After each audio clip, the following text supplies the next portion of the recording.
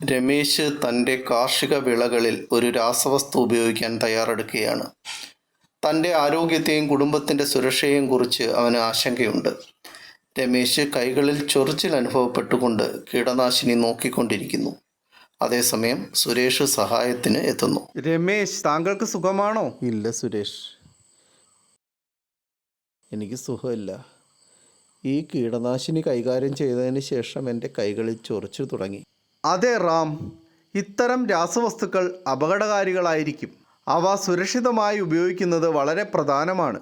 ശരിയായ രീതികൾ ഞാൻ പറഞ്ഞു തരാം. ഇത് ഈ രാസവസ്തു കാരണമാകാമെന്ന് തോന്നുന്നു. കാർഷിക വസ്തുക്കൾക്ക് വ്യത്യസ്തമായ വിഷനിലകൾ ഉണ്ടാകും. അവ നിറമുള്ള ലേബലുകൾ ഉപയോഗിച്ചാണ് സൂചിപ്പിക്കുന്നത്. ചുവപ്പ് നിറം അത്യന്തം വിഷമുള്ളത്, മഞ്ഞ നിറം ഉയർന്ന വിഷമുള്ളത്, നീല നിറം മിതമായ വിഷമുള്ളത്, പച്ച നിറം കുറഞ്ഞ വിഷമുള്ളത്.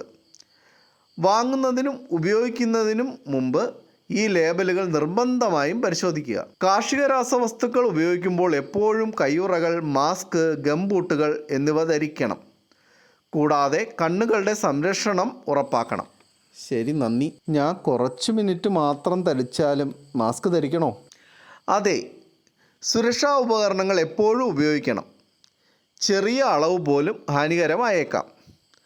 കാർഷിക രാസവസ്തുക്കൾ ഉപയോഗിക്കുമ്പോൾ ഈ മുൻകരുതലുകൾ പാലിക്കുക. സ്പ്രേ ടാങ്ക് നിറയ്ക്കുമ്പോൾ എപ്പോഴും ശുദ്ധജലവും ഫണലും ഉപയോഗിക്കുക. തുറന്ന സ്ഥലത്ത് മരക്കോൽ ഉപയോഗിച്ച് രാസവസ്തുക്കൾ കലർത്തുക. കുപ്പിയിലോ പാത്രത്തിലോ നൽകിയിരിക്കുന്ന ശുപാർശ ചെയ്ത അളവ് കൃത്യമായി പാലിക്കുക. സ്പ്രേയറിൽ ചോർച്ചയില്ലെന്ന് ഉറപ്പാക്കുകയും ശരിയായ വലുപ്പത്തിലുള്ള നോസിൽ ഉപയോഗിക്കുകയും ചെയ്യുക. പരുത്തി, തുവര, മക്കച്ചോളം തുടങ്ങി 4 അടി ഉയരത്തിലധികമുള്ള വിളകൾക്കായി എക്സ്റ്റൻഷൻ റോഡ് അല്ലെങ്കിൽ പൈപ്പ് ഉപയോഗിക്കുക. ഇവയെല്ലാം ഞാൻ ഓർത്തു ചെയ്യും. വേറെ എന്തെങ്കിലും ഉണ്ടോ?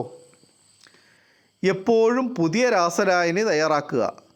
24 മണിക്കൂറിന് ശേഷം ബാക്കിയുള്ള രാസലായനി ഉപയോഗിക്കരുത്.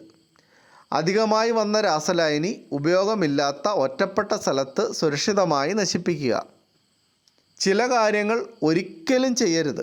അവ ഇവയാണ്: മരുന്ന് തളിക്കുമ്പോൾ ഭക്ഷണം കഴിക്കരുത്, വെള്ളം കുടിക്കരുത്, ചവയ്ക്കരുത്, പുകവലിക്കരുത്, അടഞ്ഞുപോയ നോസിൽ വായ കൊണ്ട് ഊതി ശുചിയാക്കരുത്, കടുത്ത ചൂട്, ശക്തമായ കാറ്റ് അല്ലെങ്കിൽ മഴയുള്ള സമയത്ത് തളിക്കരുത്. നന്ദി സുരേഷ്. നിങ്ങളുടെ മാർഗനിർദ്ദേശം അനുസരിച്ച് ഞാനിനി സുരക്ഷിതമായി കീടനാശിനി തളിക്കും. പ്രശ്നമില്ല സുഹൃത്തേ, പക്ഷേ സുരക്ഷ ഇതോടെ അവസാനിക്കുന്നില്ല. തളിച്ചതിന് ശേഷം രാസവസ്തുക്കൾ ശരിയായി സംഭരിക്കുന്നതും അത്ര തന്നെ പ്രധാനമാണ്. ഒന്നൊന്നായി ഞാൻ പറയാം. കീടനാശിനികൾ താമസ സ്ഥലങ്ങളിൽ നിന്ന് അകലെയായി സൂക്ഷിക്കുക. സംഭരണ സ്ഥലം പൂട്ടും മുന്നറിയിപ്പ് അടയാളങ്ങളും ഉപയോഗിച്ച് സുരക്ഷിതമാക്കുക. രാസപ്രതികരണം ഒഴിവാക്കാൻ വ്യത്യസ്ത കീടനാശിനികൾ വേർതിരിച്ച് സൂക്ഷിക്കുക. നേരിട്ടുള്ള സൂര്യപ്രകാശവും മഴയും ഇല്ലാത്ത തണുത്തതും വരണ്ടതും വായുസഞ്ചാരമുള്ളതുമായ സ്ഥലത്ത് സൂക്ഷിക്കുക. ഇടയ്ക്കിടെ ചോർച്ചയുണ്ടോ എന്ന് പരിശോധിക്കുക. ഇപ്പോൾ ചെയ്യരുതാത്ത കാര്യങ്ങൾ: കീടനാശിനികൾ അവരുടെ യഥാർത്ഥ പാത്രത്തിൽ നിന്ന് ലേബലുകളില്ലാത്ത മറ്റൊരു പാത്രത്തിലേക്ക് മാറ്റരുത്. ഭക്ഷണത്തിൻ്റെയോ കുടിവെള്ളത്തിൻ്റെയോ ഉറവിടങ്ങളുടെ സമീപത്ത് സൂക്ഷിക്കരുത്. കുട്ടികൾ, മൃഗങ്ങൾ അല്ലെങ്കിൽ പശു, ആട്, ചെമ്മരിയാട് പോലെയുള്ള കന്നുകാലികൾ സംഭരണ സ്ഥലത്തിന് സമീപം വരാൻ അനുവദിക്കരുത്. അവസാനമായി ഒരു കാര്യം: തളിക്കൽ പൂർത്തിയാക്കിയ ശേഷം സ്പ്രേയറുകളും ബക്കറ്റുകളും സോപ്പോ ഡിറ്റർജൻറ്റോ ഉപയോഗിച്ച് ശുദ്ധജലത്തിൽ നന്നായി കഴുകുക. ഭക്ഷണം കഴിക്കുന്നതിന് മുമ്പ് കൈകളും മുഖവും സോപ്പും വെള്ളവും ഉപയോഗിച്ച് നന്നായി കഴുകുക.